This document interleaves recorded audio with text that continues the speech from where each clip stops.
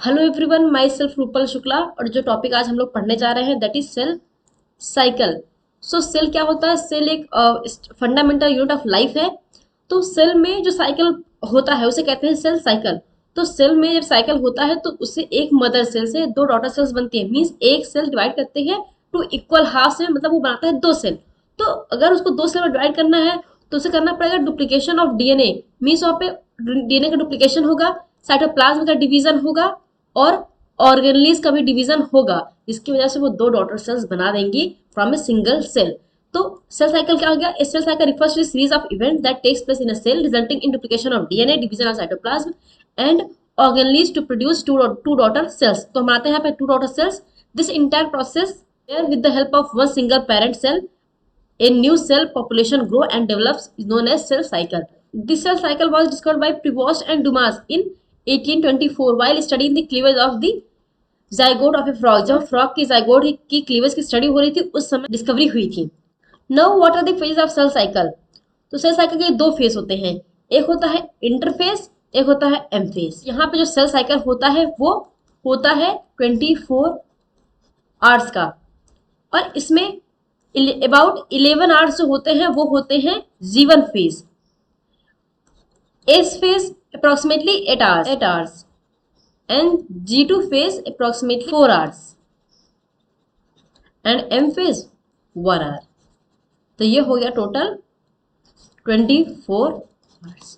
तो human cell exhibit a typical eukaryotic cell cycle and takes around 24 hours to complete one cycle of growth and division. The duration of the cycle, however, varies from organism to organism to and from cell to cell. The typical eukaryotic cell is divided into two main phases, interphase M phase बताया है। Interphase में G one phase, S phase, G two phase and M phase में prophase, metaphase, anaphase and telophase. So जो G one phase होता है ये help करता है in cell growth. G one phase in cell growth यहाँ पे होता है, और जी और एस फेज में डीएनए का रेप्लिकेशन होता है। जी टू फेज में भी ग्रोथ एंड मोर प्रिपरेशन होता है, और भी जब बहुत सारे प्रिपरेशन होते हैं जिससे कि वो एम फेज में जाए। Growth and more preparation.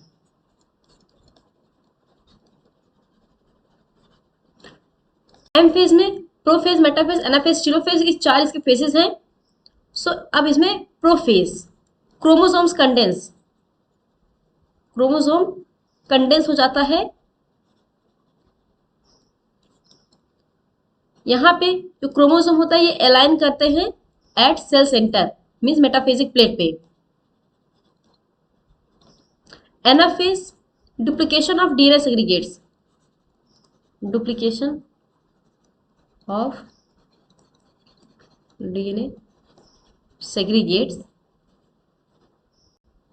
और टीलोफेज में फिर क्रोमोसोम यहाँ पे कंडेंस हुआ था तो लास्ट में क्रोमोसोम डिकंडेंस हो जाता है, क्रोमोसोम डिकंडेंस्ड। ये पूरा होता है इंटर इंटरफेस, ये पूरा होता है इंटरफेस। ये होता है एम फेज, ये एम फेज, ये इंटरफेस। सो यहाँ पे ऑलरेडी देखा ये पूरा ये है वो इंटरफेस है, ये एम फेज है। तो एम फेज में प्रोफेज, मेटाफेज, एनाफेज, टीलोफेज, जिसमें आते से कहते हैं इसे माइटोसिस, मियोसिस। फिर यहाँ और फिर इसमें आता है साइटोकाइनेसिस, यहाँ पे साइटोप्लाज्म डिवाइड होता है, ये है। एम फेज में होता है सेल डिवीजन। फिर जीवन फेज, इंटरफेज में पहला जीवन फेज, जीवन फेज से ये जी नॉट भी गया है जिसे कहते हैं क्विसेंट फेज, जहां पे जो सेल डिवाइड नहीं कर पाते हैं वो जी नॉट स्टेज में चले जाते हैं। जीवन फेज में सेल ग्रोथ होता है, एस फेज में डीएनए का रेप्लिकेशन होता है, जी टू फेज में प्रिपरेशन फॉर माइटोसिस होता है। So this is the diagram of cell cycle. Interphase also known as resting phase, जैसे रेस्टिंग फेज भी कहते हैं of the cell cycle. Interphase is the time during which cell prepares for division and undergoing both cell growth and DNA replication. तो ये interphase वो phase है जहाँ cell अपने को प्रिपेयर करता है कि वो डिवीजन के लिए जाए।